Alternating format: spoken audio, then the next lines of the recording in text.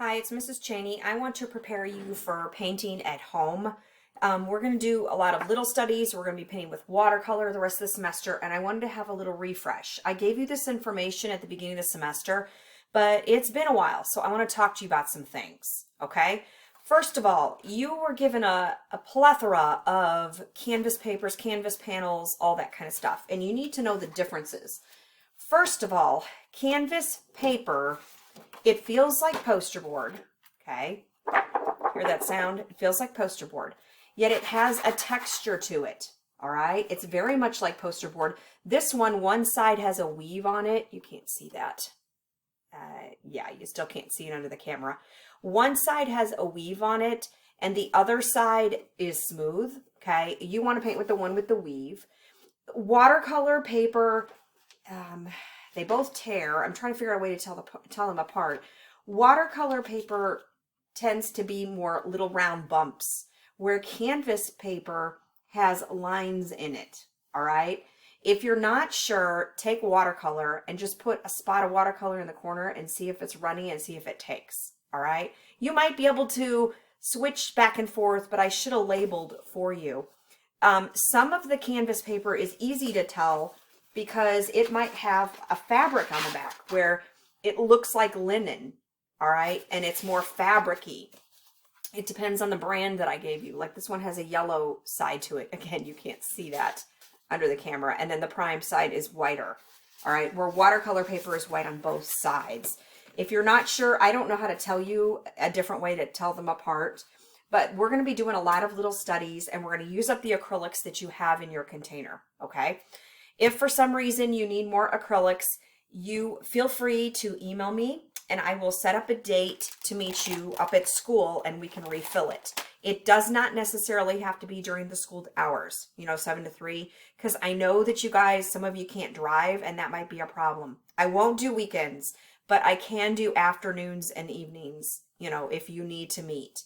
And I drive 45 minutes to the school, so you better show up, okay? But it's not a problem for me to come and get you things. You can also use paints from Walmart, those little bitty bottles that say Apple Barrel and stuff like that on them, or Folk Art. That's fine.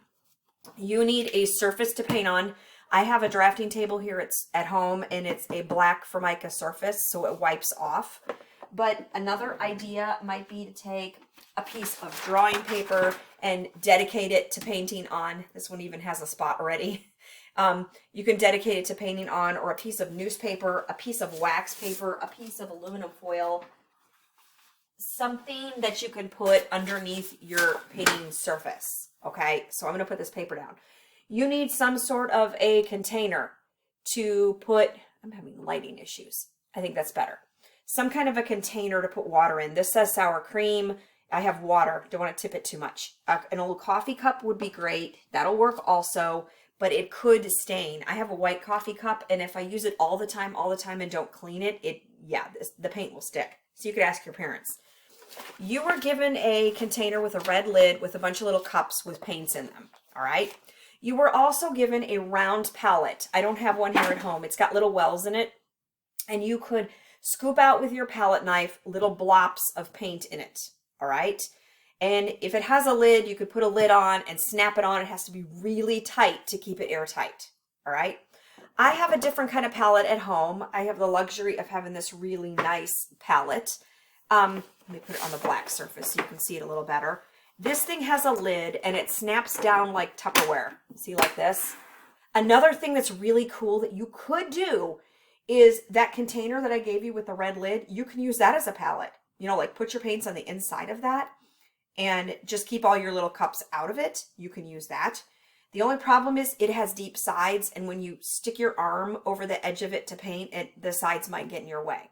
You could flip it upside down and use the lid. However, the lid is red and that might mess up your colors. You could take a piece of wax paper from your kitchen pantry. Parchment paper doesn't work. You could use wax paper. Cut it to fit inside your red container.